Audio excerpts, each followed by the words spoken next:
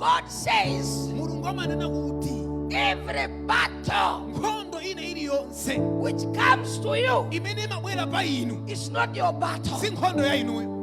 It's not your battle. It belongs to God. But God will fight for you if you do what He says.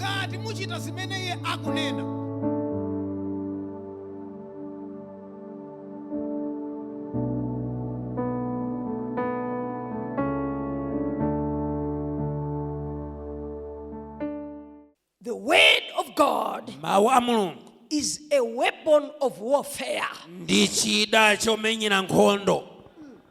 The word of God is the weapon of warfare. Now listen to this one. Paul says in the book of Ephesians chapter number 6, verse number 12, he said the battle that we fight, it's not a physical battle. We will not use fists. We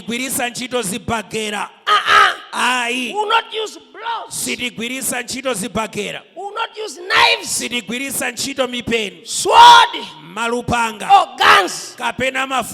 But Paul is saying it's a spiritual battle that takes place in the spiritual realm, not on earth. And he says there,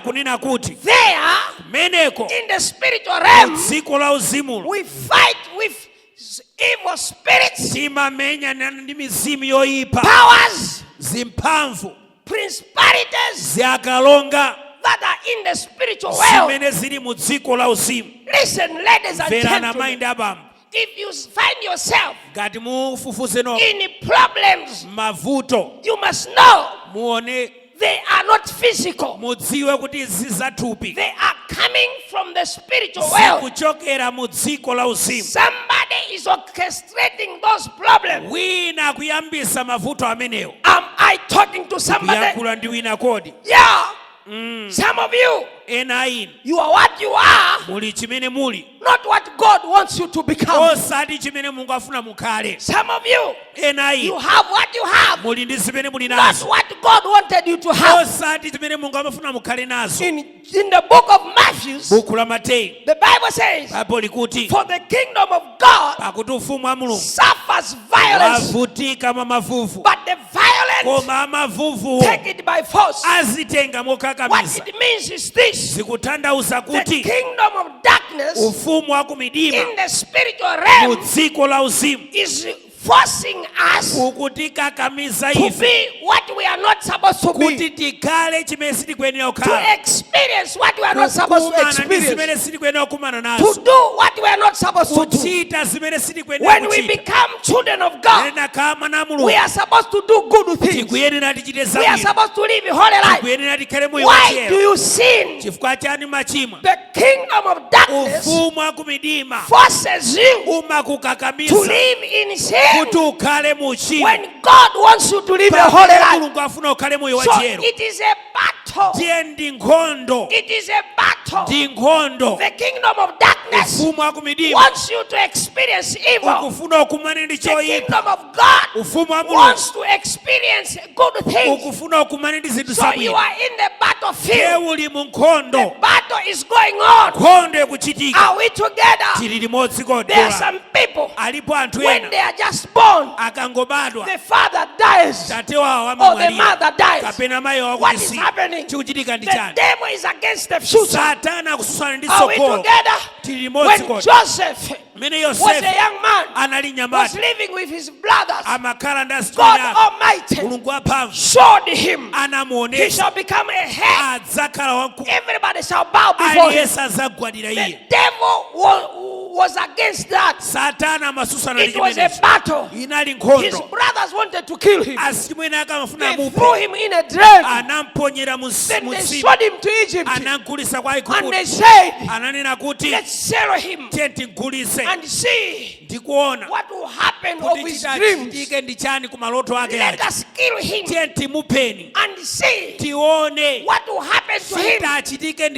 Today, I want to speak to somebody. There are people, there are powers who wants to destroy you, so that what God wants to do in your life should not happen. It is a battle. You are what you are, which God did not want. Which God did not want. Any power fighting you, oppressing you, destroying you, today catch fire, catch fire, catch fire. Every enemy, every person, every evil spirit which is troubling you, which has changed your direction, which are destiny hackers, today I arrest them by fire in the name of Jesus. Take your direction, take your destiny, receive your destiny, receive your future in the mighty name of Jesus.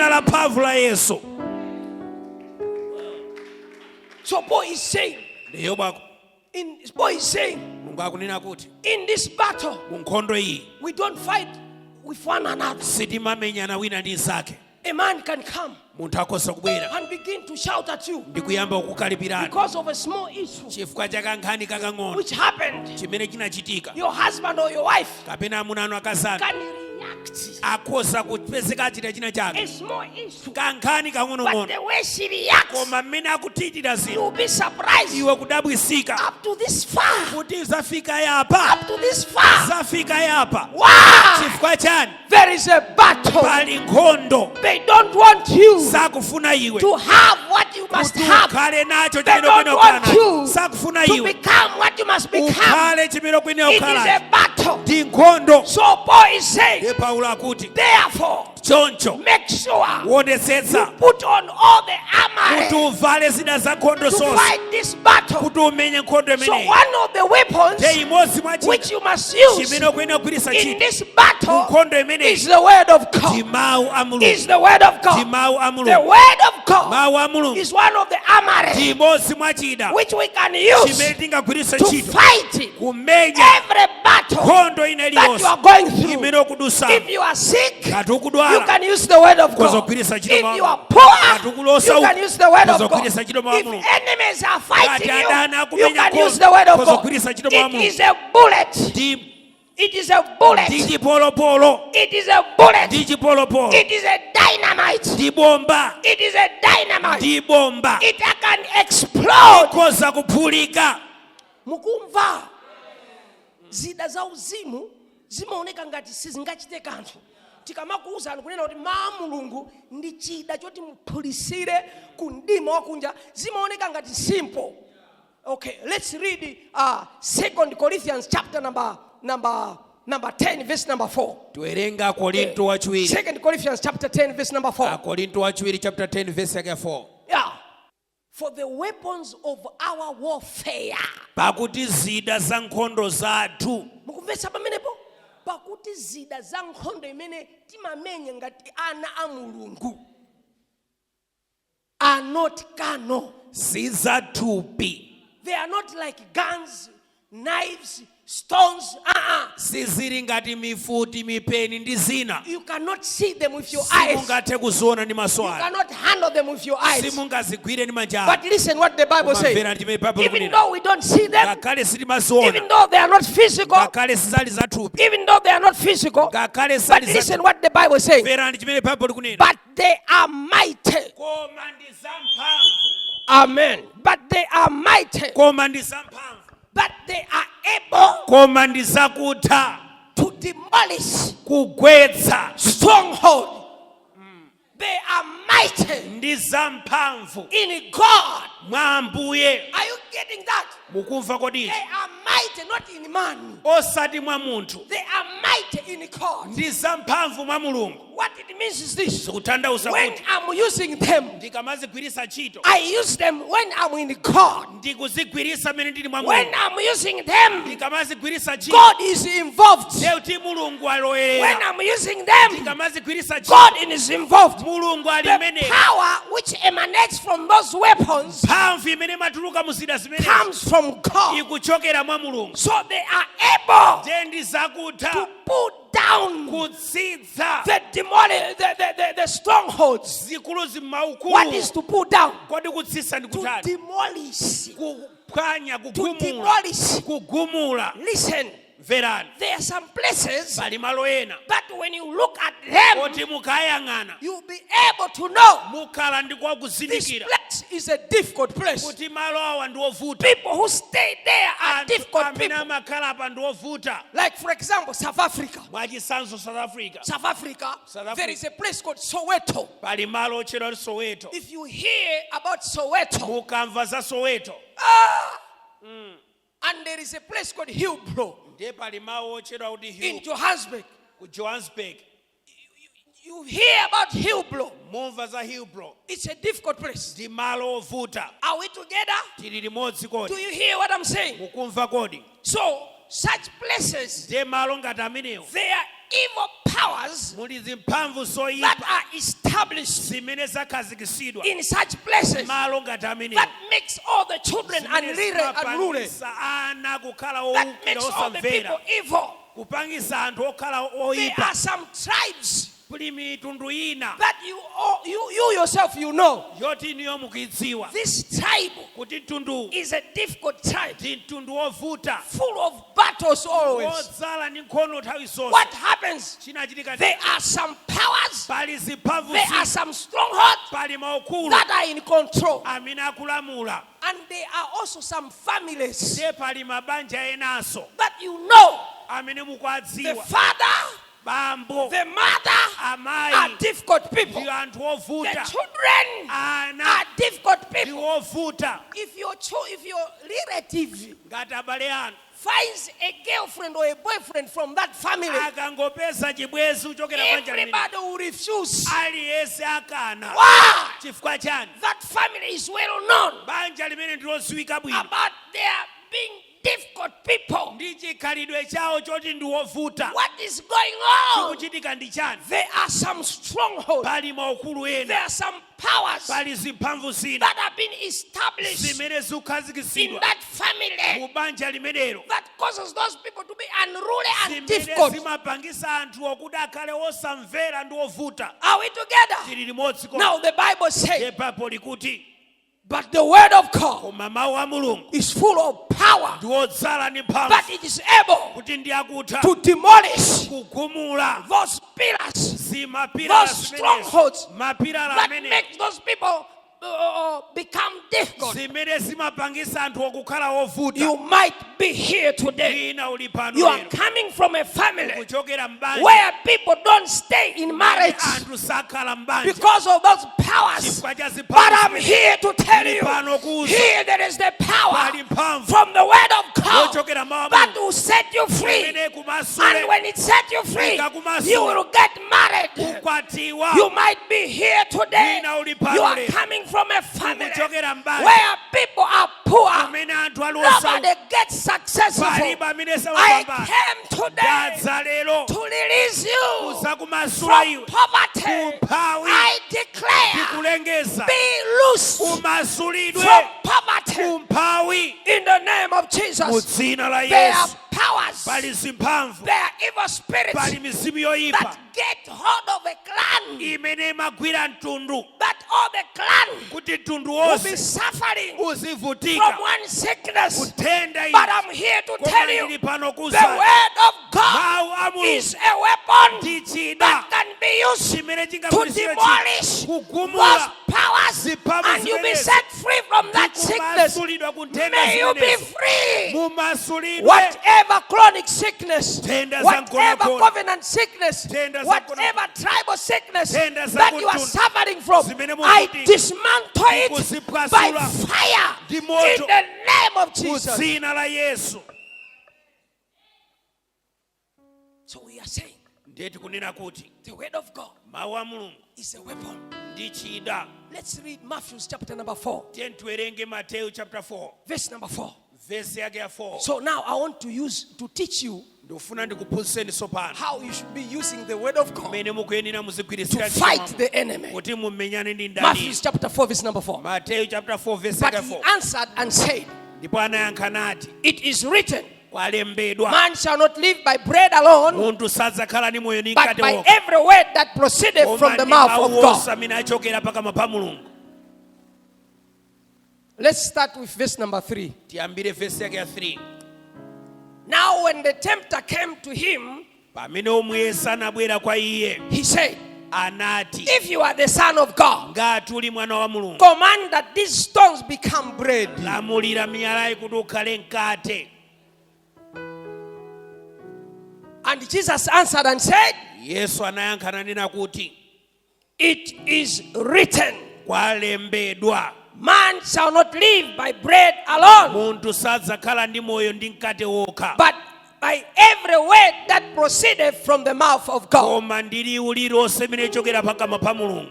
I thank God Ndikuyamika Mulungu that in our generation kuti mu nyengo yathuyi we have the word of God tili ndi mawu a Mulungu that we can use amene tingagwiritse to ntchito conquer the devil. kuti tigonjese Satanayo. But in Genesis Koma- chapter number 2, Genesis chapter 2. number 3, Genesis chapter number 3, Genesis chapter 3. the Bible tells us Bible likutiuza ife. the serpent came Ndipo chinjokacho chinadza, to Eve chinabwera kwa Eve and said, ndikunena kuti, did God say you should not eat? kodi Mulungu ananena kuti usadye? Listen, Mverani, listen. mverani. The tempter came to Jesus. Woyesa anabwera kwa Yesu.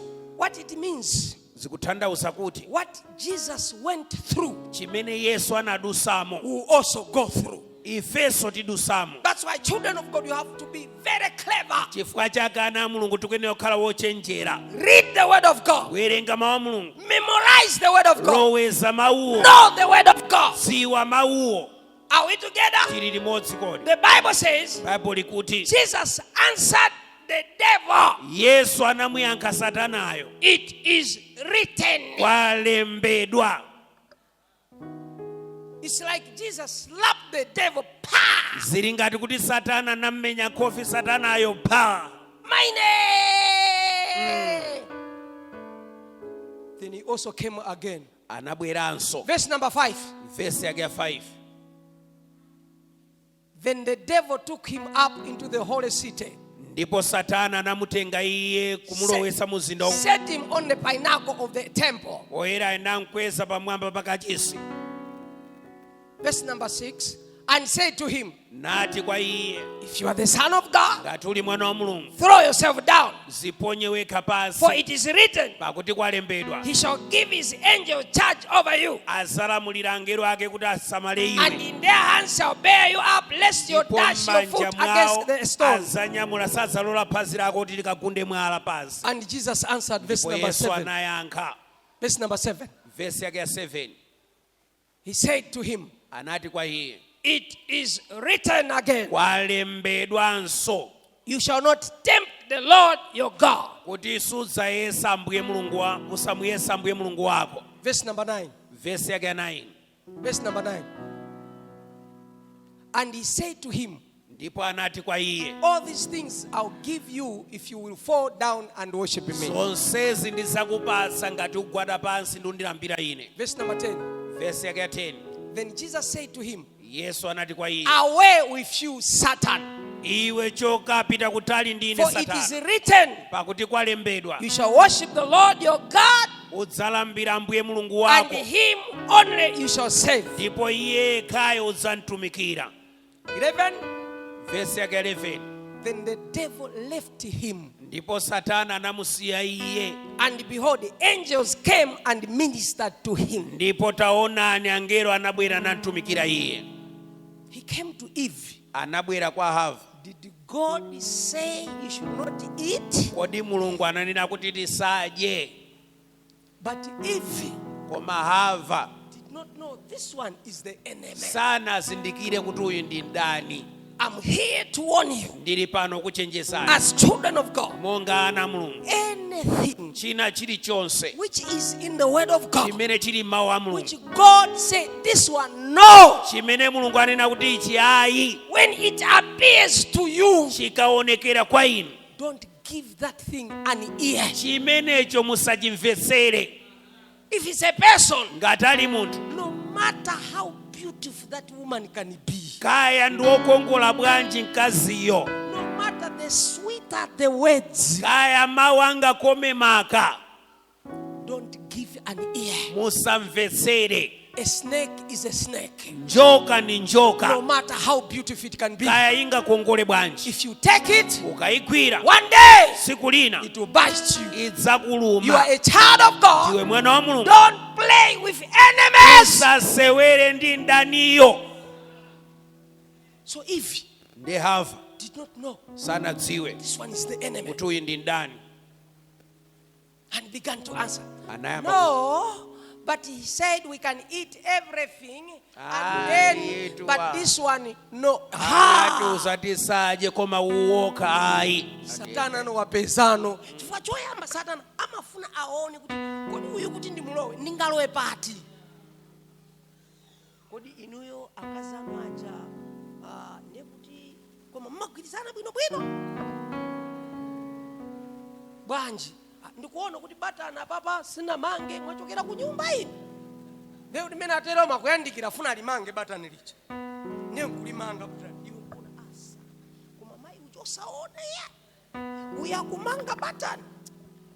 Iwe ukuzokhala mkazi wako. Wapita iwe. Wapita iwe.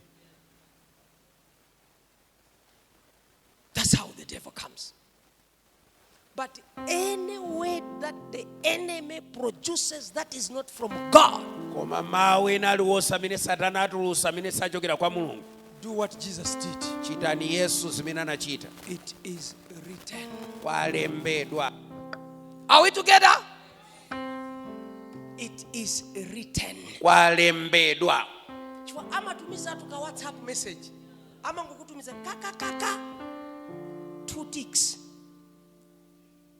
Kalowa mfoni mwako mucha ndikutanthauza kuti kama bwera ka message kwa iweyo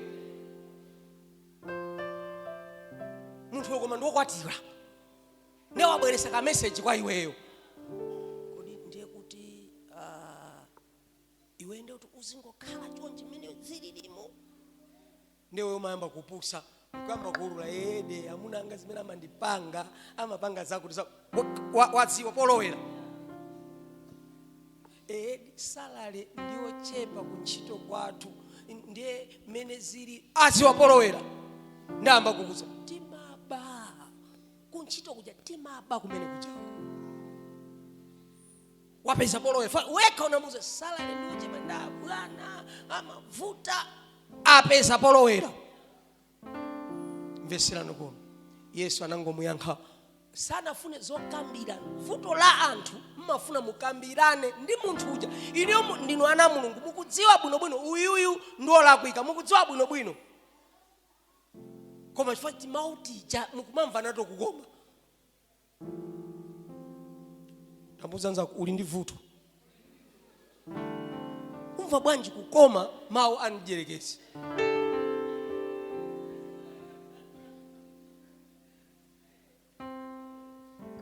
Bible kunena za ivi akuti anamva kukoma mawu aja ndipo anayang'ana chipaso cha atachiyang'ana ndi mawu amene amabweresa Satana aja akuti anaona anati kuchiyang'ana anaona chimene chili chingakome mkamwa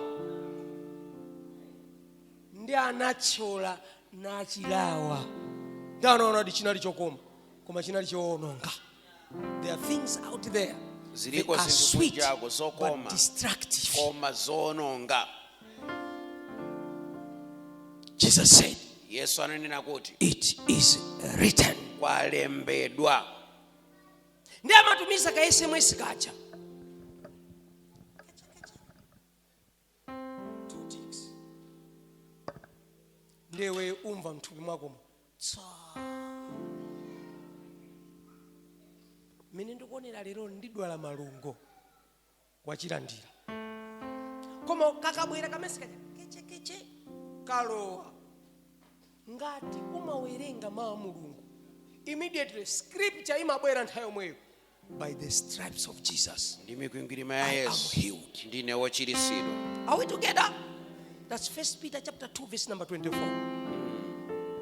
1 Peter chapter 2 verse number 24. When the message comes into your memory and you begin to feel this looks like malaria, then immediately you must say to your body, my body, hear the word of the Lord. It is written, by the stripes of Jesus I am healed. Therefore, hear the word of the Lord. You are not a dwelling place, sick of sickness. You are healed.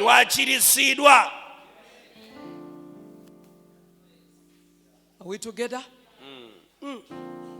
If it's witches, if it's your enemies that are bothering you, the Bible says, and that's the book of Revelation, should be chapter number 10 verse number 11.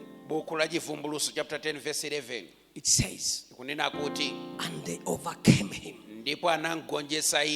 by the word of their testimony and the power of the blood of Jesus. So when the message enters, you tell your body, Asima, hear the word of the Lord. We overcame you by the blood of Jesus. Today, I stand on this word. I overcome you, Asima, by the blood of Jesus. And I declare, by the blood of Jesus, I am healed. Are we together? When it registers, then you begin to remember. Kunyulija limatili likamandi chita kale paja ndimamba kumva mazenene mutu mwanga lukanga tikunyulija lukubweraso ndi umangonena kwalembedwa tinamugonjesa iye ndi mwazi wa Yesu Kristo tupiranga mvera ma Mulungu ndikubwera motsutsana nawe ndi mwazi wa Yesu Kristo ndikulengeza ndi mwazi wa Yesu Kristo iweyo ndi wochirisidwa mu dzina la Yesu Kristo. Are we together? Number 2, how you can do it. Reminding God about what he said and tell him to fulfill. Yeah. For example, he said in the book of Exodus, it should be chapter number 14. He said, I am the Lord your God that healeth you. Sickness that are put on Egyptians will never be on you. Then you say, it is written that you are the Lord your God, our God, who healeth us. Therefore, God, confirm your word. There is something taking place in my body. You said it yourself. You are my God who healeth me.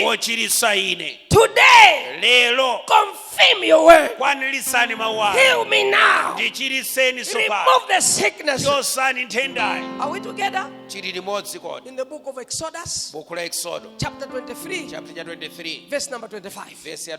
The Bible says, and God ndipo mulungu shall remove all the sickness azachosa nthenda zonse among you. pakati panu. Then you begin to say, Ndipo sayamba kunena, God Almighty, mulungu wamphamvu, it is written, kwalembedwa, you shall remove all the sickness uzachosa nthenda zonse upon our lives. pa miyoyo yathu. Today, Lero confirm this word. kwanilisani mawu awo, Remove the sickness. chosani nthendazo.